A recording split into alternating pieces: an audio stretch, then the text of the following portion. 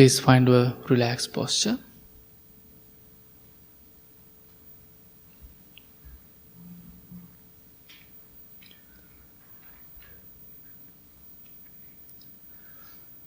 Keep your back straight as much as you can.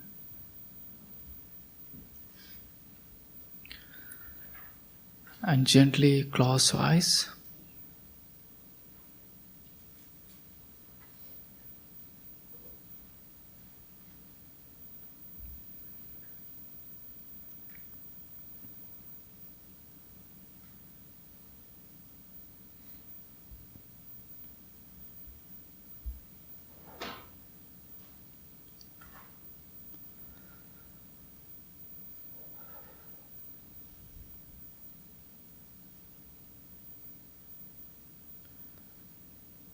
Today, this beautiful morning, you all here,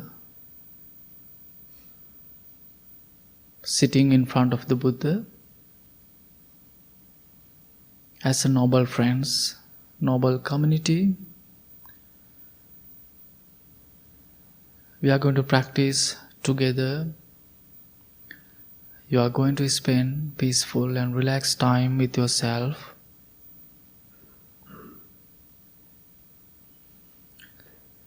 Maybe you are having a busy week or busy morning.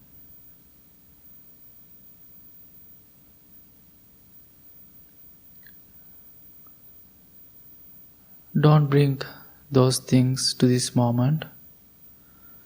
Please leave that everything behind you.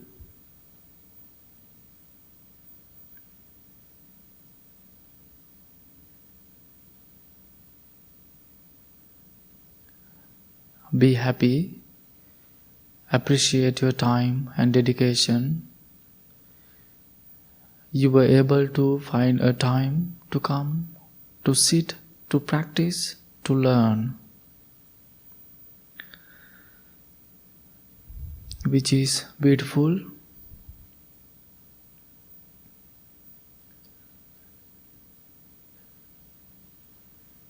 Therefore, before we start our practice, appreciate your commitment, your dedication, your thoughts.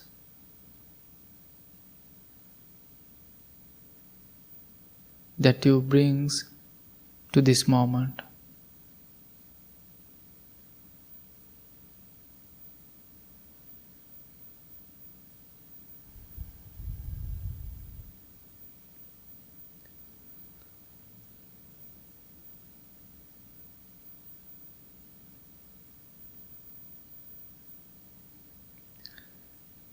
With having that intention, take a few deep, peaceful breaths.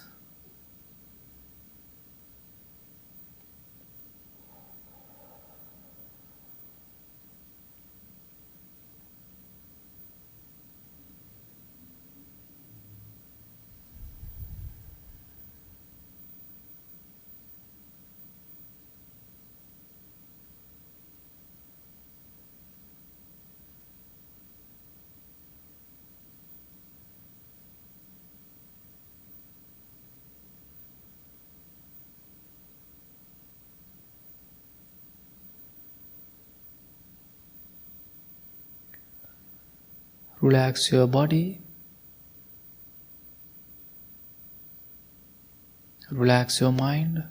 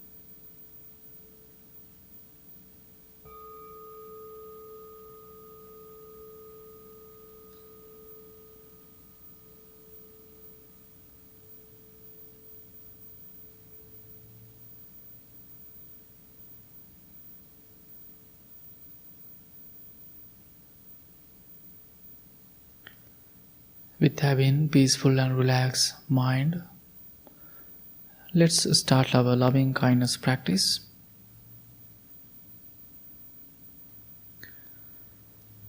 Please repeat these three words to yourself with understanding the deeper meaning of each words. May I be well.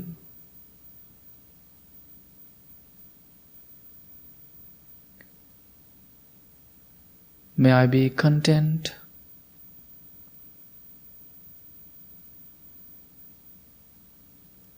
May I be patient.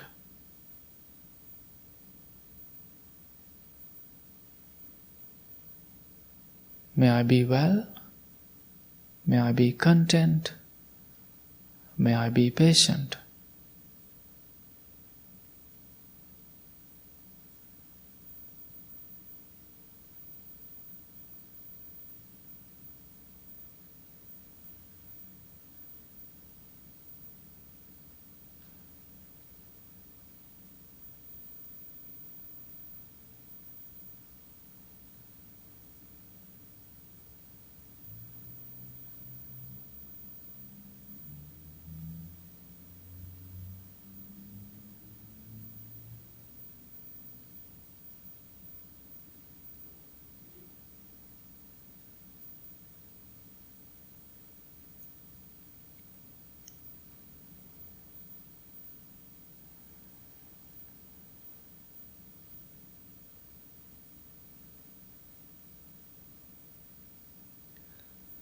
May I be well.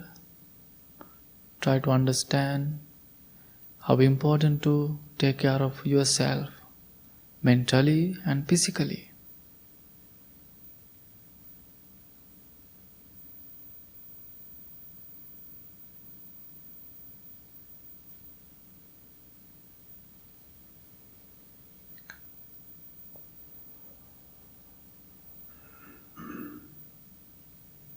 May I be content.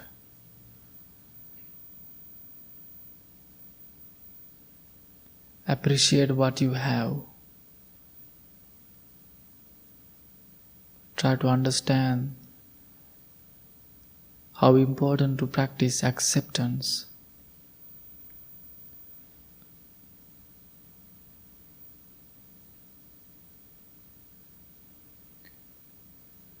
May I be patient. Practicing patience is very important to our daily life.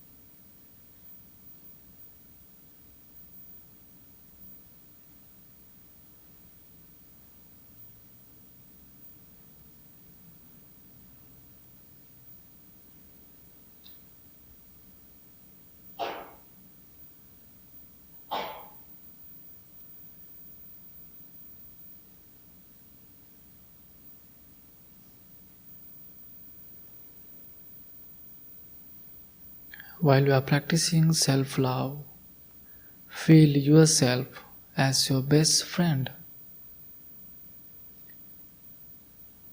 You are the noble friend of yourself. You are the best friend of yourself. As a noble friend, as a best friend, you always thinking to take care of yourself mentally and physically.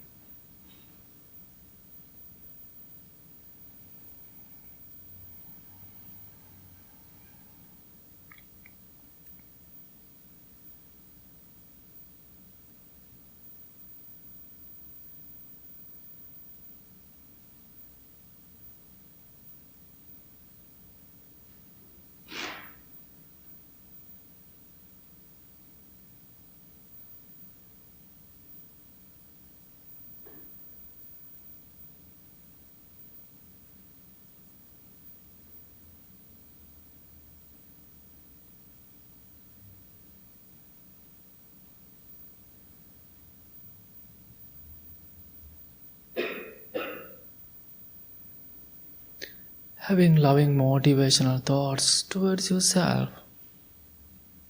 Now slowly think of your loved ones who are close to you.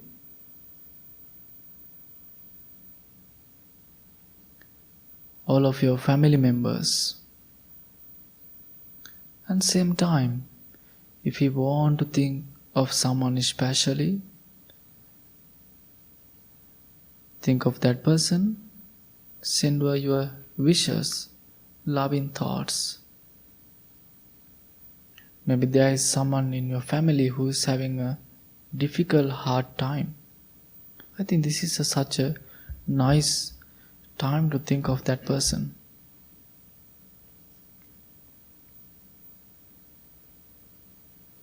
May my loved ones be filled with loving kindness.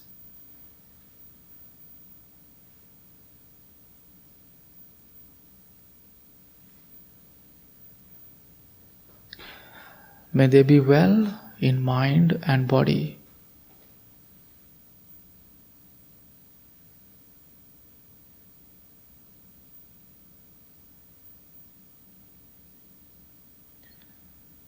May they be strong and healthy mentally and physically.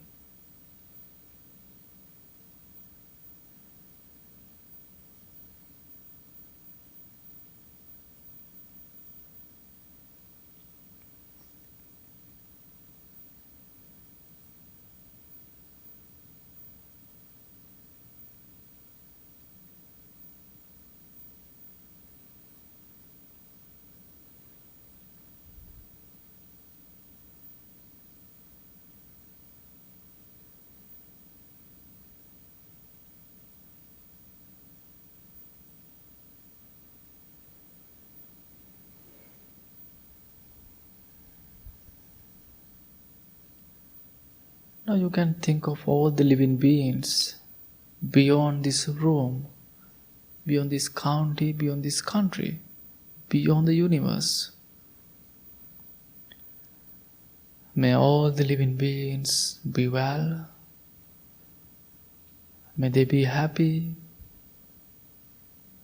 May they be able to find peaceful and relaxed and comfortable environments. May they be able to take care of themselves happily.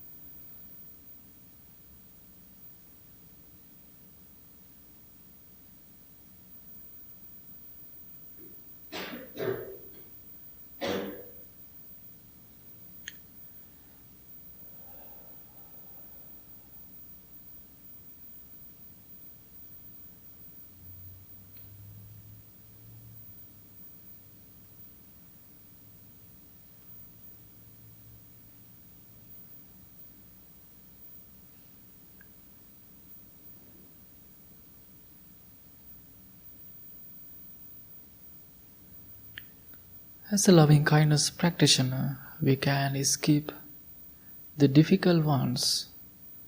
If you have any difficult people in your life, without having any difficult thoughts, send your kindness, send your wishes. May my difficult people be well.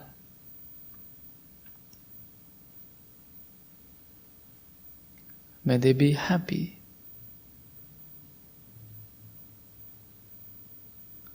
May they be peaceful.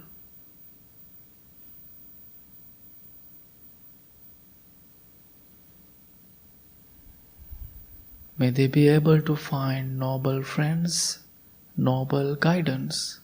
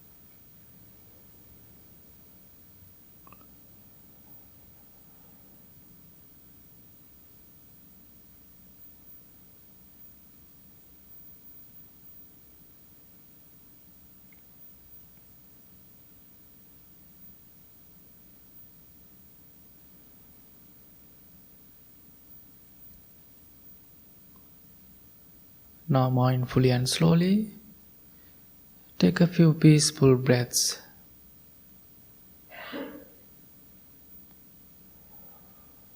Breathe in peacefully, breathe out peacefully.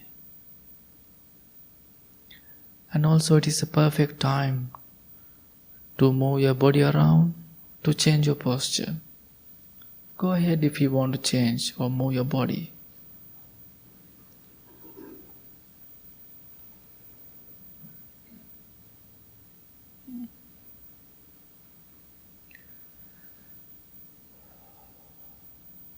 And slowly bring your attention to your breath. Without forcing your breath, without controlling your breath, just watch your breath. Allows your body to breathe naturally. Without thinking about future or past.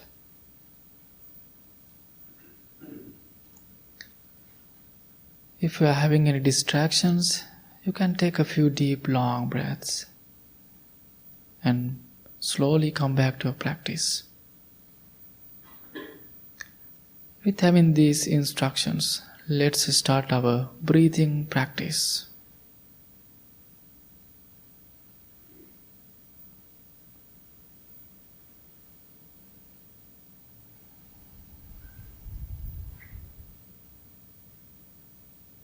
Breathe in mindfully, breathe out mindfully.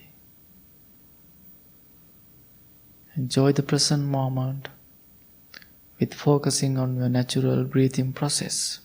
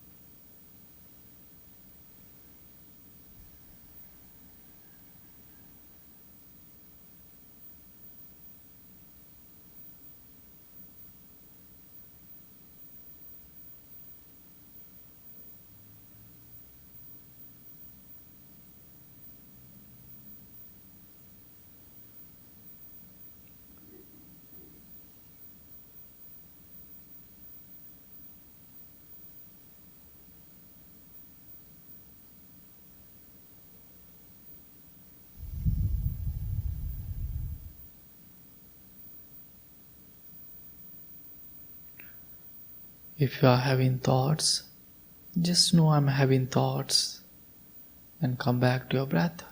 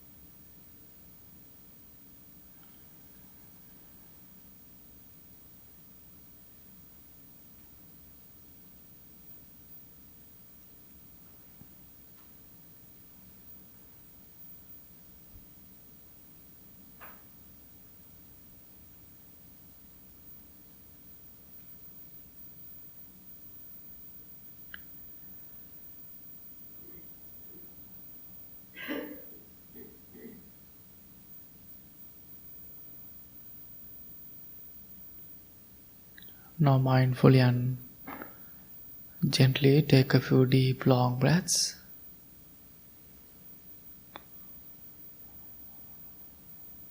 Breathe in, I'm in peace. Breathe out, I'm in peace. Breathe in, I'm in peace. Breathe out, I'm in peace.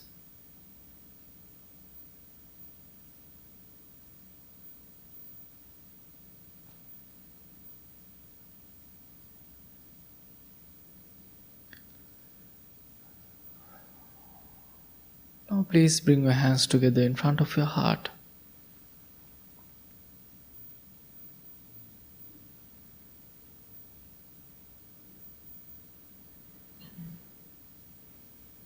Your palm is in front of your heart. It has many meanings.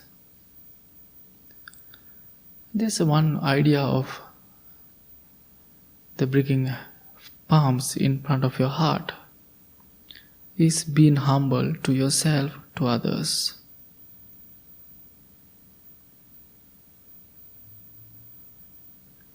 And also the deeper meaning of the idea we call surrendering your ego.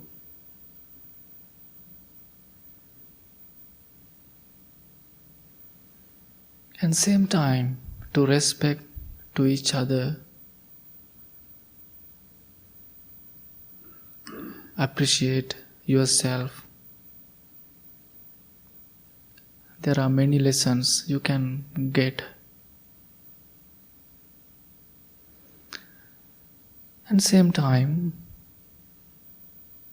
appreciate the moment, your dedication to your practice in this moment, this beautiful morning. And same time, make a commitment to yourself to apply the practice. I'm always reminding you all, this is your practice time.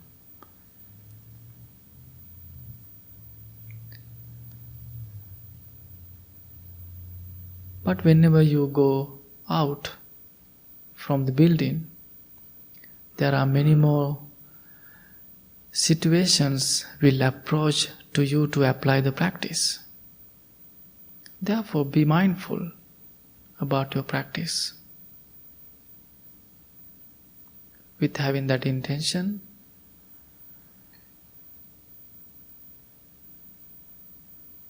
make a commitment to yourself to apply the practice every day at least 2-3 minutes. May peace be with you. May all the living beings be well, be happy, be peaceful.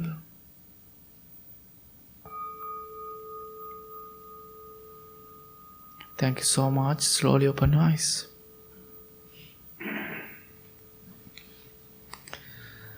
Okay, let's start our chanting. Page number 4.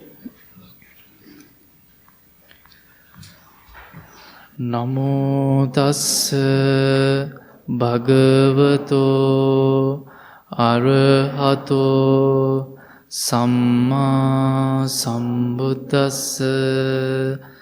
Namo tassa bhagavato arahato samma sambuddhassa.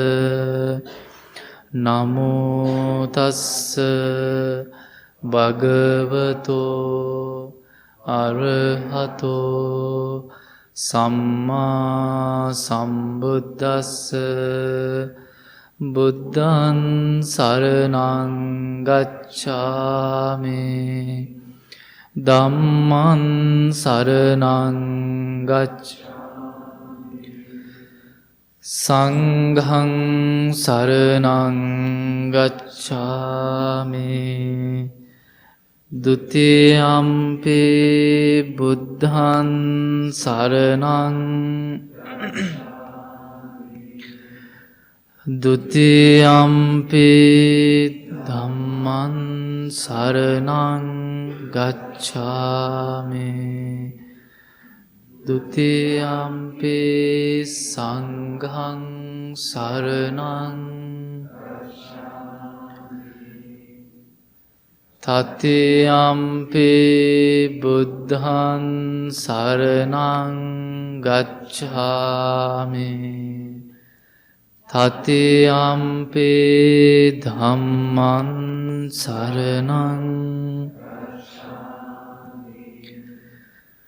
Tatiyampi sanghang saranang gacchami Anicca vata sankhara uppada vaya dhammeno uppajjitva nirujjanti tesang vupasamo sabbe satta avera hontu sabbe satta abhyapajja hontu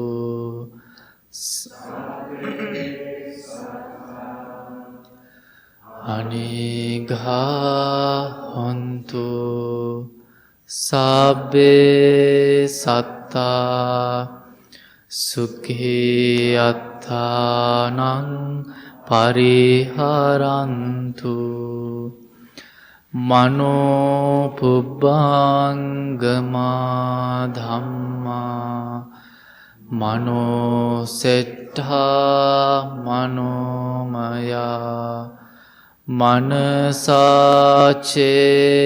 paduttena bhasati vakaro tato nan dukkha manveti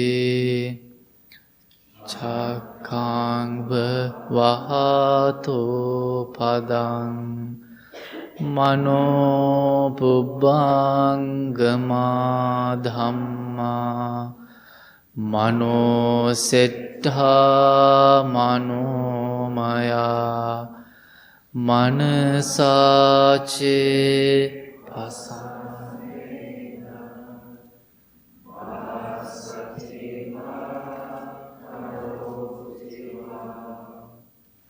tato nan sukha manveti chayava anapayini.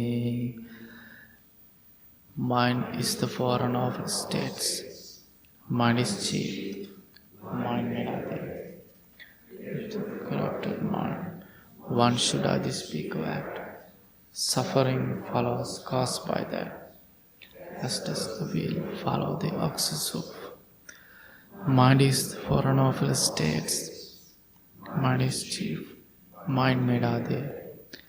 If with a clear and confident mind, one should either speak or act.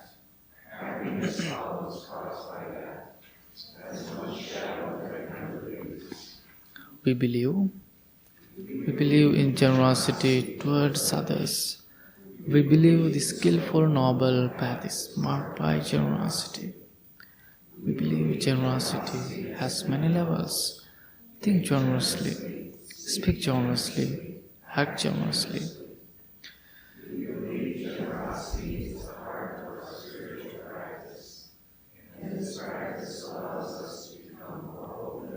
Accepting and forgiving. We believe extending generosity to ourselves and others is a direct way of healing division, bringing joy.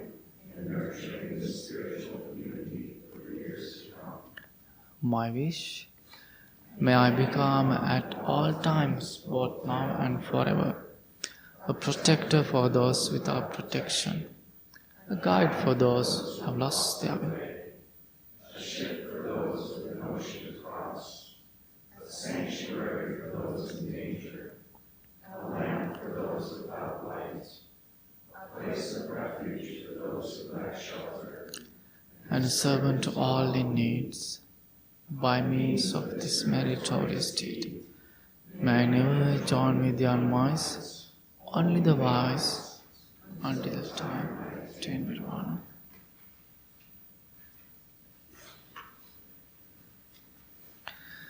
Okay, good morning everyone. How are you today? It's very nice to see you all, and thanks so much for being here.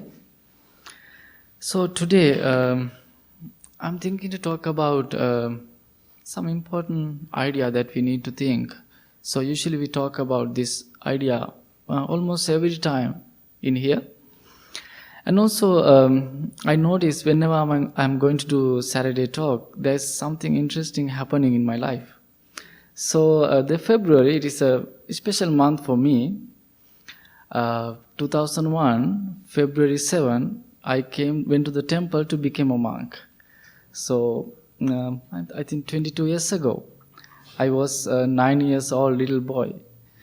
So I was thinking about, so when the days is come to those special days getting close to my life, I'm thinking about 22 years ago, in the past and now, I never thought I'm going to come and here do a talk in front of you all in a different culture, different language. So it's very interesting. I was thinking about that last few days.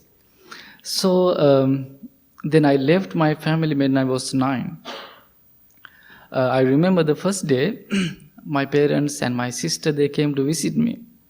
So at that time, parents can come anytime, because I was at the temple, I was preparing to be a monk. So when I see my parents, my ideas will change, because it happens. If parents come to see us, some kids, they went with the parents. So my teachers, they didn't want to see that. So they had, if they want to come us, maybe after 3 months, or maybe they have to call and find a specific time to visit us. So the day they came to visit me, I was crying. I was getting ready to go with my parents.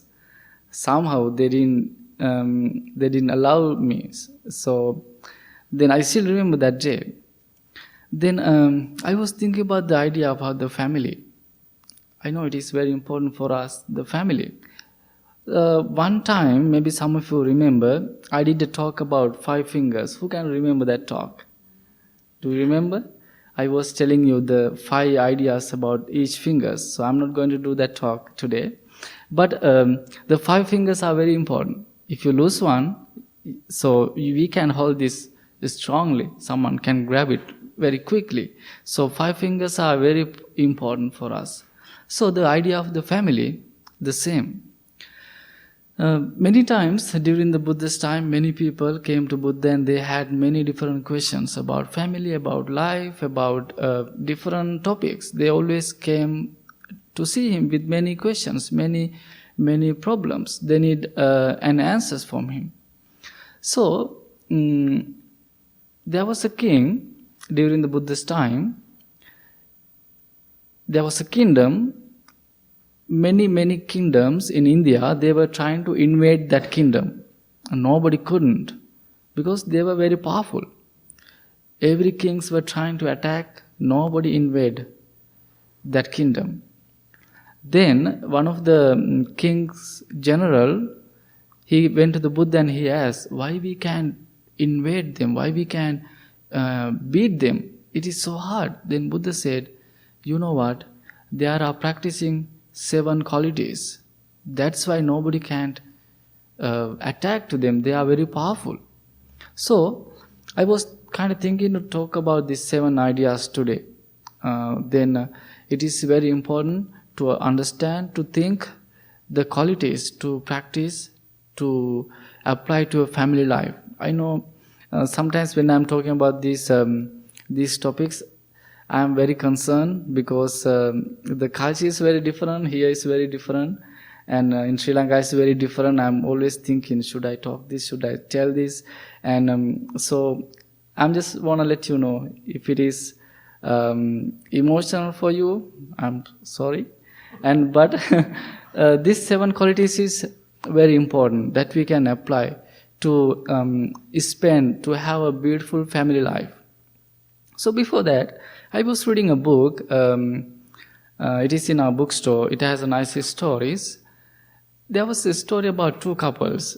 I love this story. So what is the story? These 2 couple, they had their wedding. After the wedding, they decided to go for a little vacation. Then they found a nice place. Then they went to the place. They were enjoying their vacation. So they were talking about their life, their future, and they were having a really nice time. So one of the evening, they both decided to go for a walk. It was very nice evening. They were enjoying sunset. They were holding their hands. They were walking between the beautiful path. So, however, on the way, during their walk, if you read this book, maybe you know this story. While they were walking, they heard a sound, the bird sound. Then right away, the wife, she said, "Darling, did you hear that sound? It is dark." Okay? Then right away, husband said, "What? Do you mad?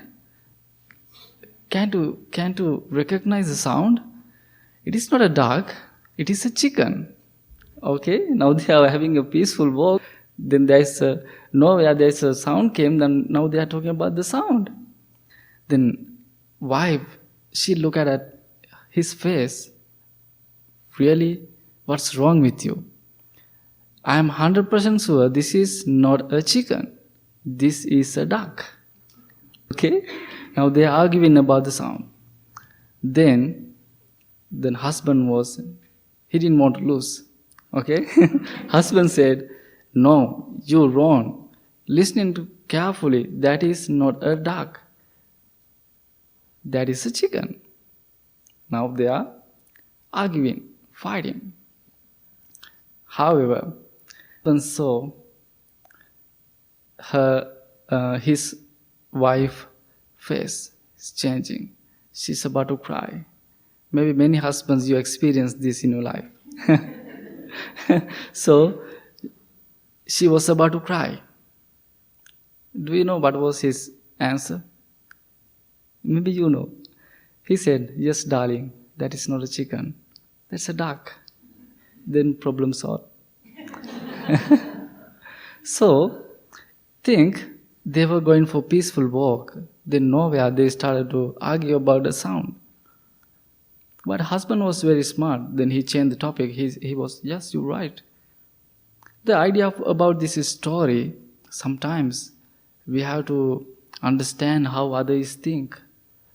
So that is we call family. That is we call the relationship. So I know you have many experiences about this. So I have a relationship with my teachers, my friends, my family. So if I don't have the connection, the bond, so I can do much things. So it is very important to understand each other. So when I was in Sri Lanka, so it is a big monastery, many monks, many little young. So sometimes it wasn't easy, even though living with monks. So because different people, different mindset, different backgrounds. So then I became a teacher. Then it was sometimes hard to deal with the people, even though the young monk, they are just teenagers. The teenagers, the same mind. So, but they are training to become a good monk. So even though in temple in Sri Lanka, so I experienced how hard it was.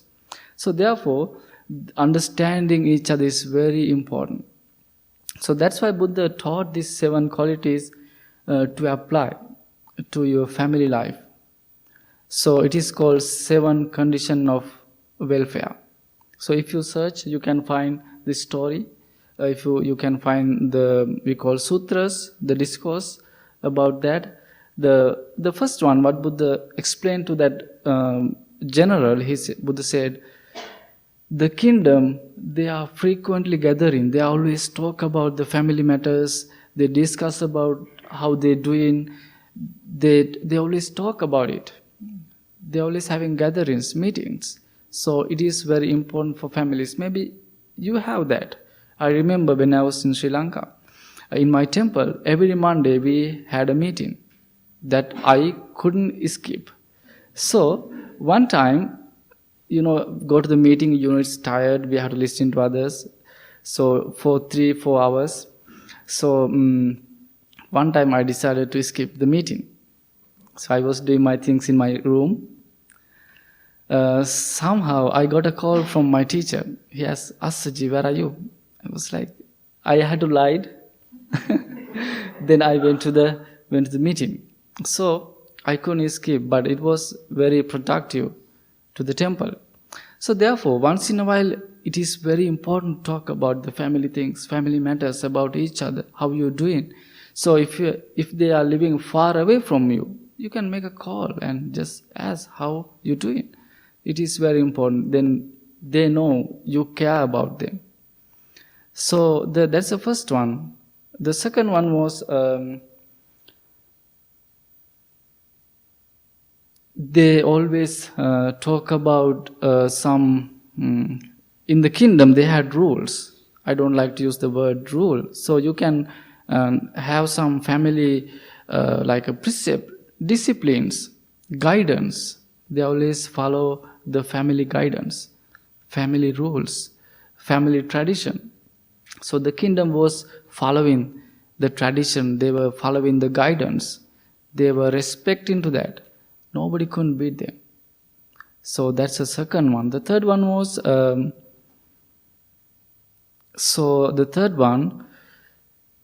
if you are going to learn about the ancient India, it has thousands history. So they had some tradition came from in the past. Maybe in here same. Your family is still following some past traditions or rituals. They respect to that. They never went to change them. They always accept it, appreciate it. They want to change it. They had a nice discussion. They talk about it. So they always accept it. That's the third one. The fourth one is they always respect to the elders. So in my culture, it's a very, very big thing. We don't even sit above them. If my parents sit like in the cushion, so we don't sit above them. So that's why I'm telling you, when I'm going to explain these kind of things, I have some concerns, but don't think too much.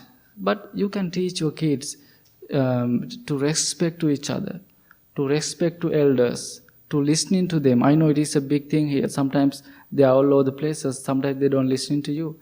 But just explain, be nice to them, talk to them, and appreciate them at the same time. Appreciate how important to respect to each other, respect to elders. So that's a fourth one. The fifth one was in India. This was a very big thing.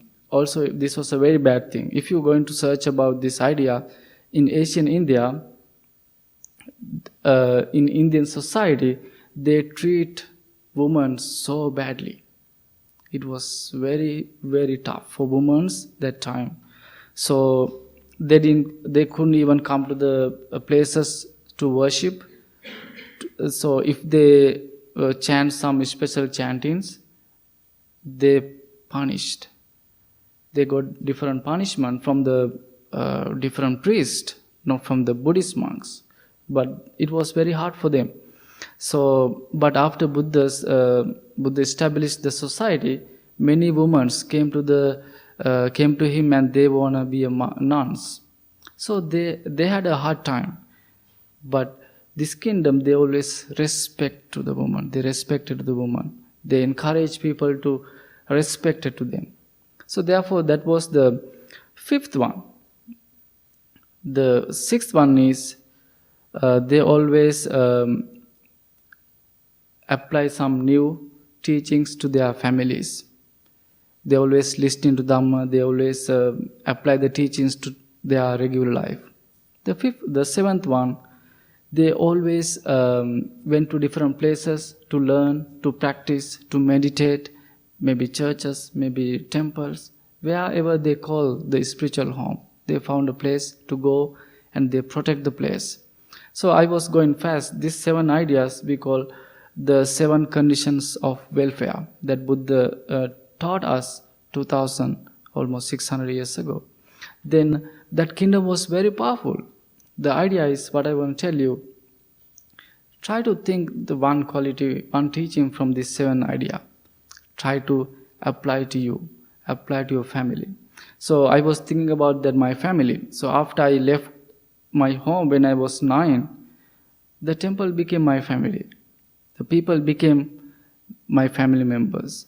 So moving to here 5 years ago, it was a big challenge for me. So you all became part of my family. So I know you come here and sometimes you talk to us, sometimes you appreciate here the temple, and at the same time many people who come to here, they are sharing with us how helpful this practice is. So when we heard the words, it is always makes us happy, because I feel like so we are doing something good for you all. So therefore you all are part of my family, the temple family. So therefore this is very good 7 teachings to you to apply. And if you want to learn more, please go ahead and you can Google it. Then you can get many information about this story, these teachings. So therefore, don't go into argue about duck or chicken. Okay, thank you so much for coming, and I hope you will have a beautiful day.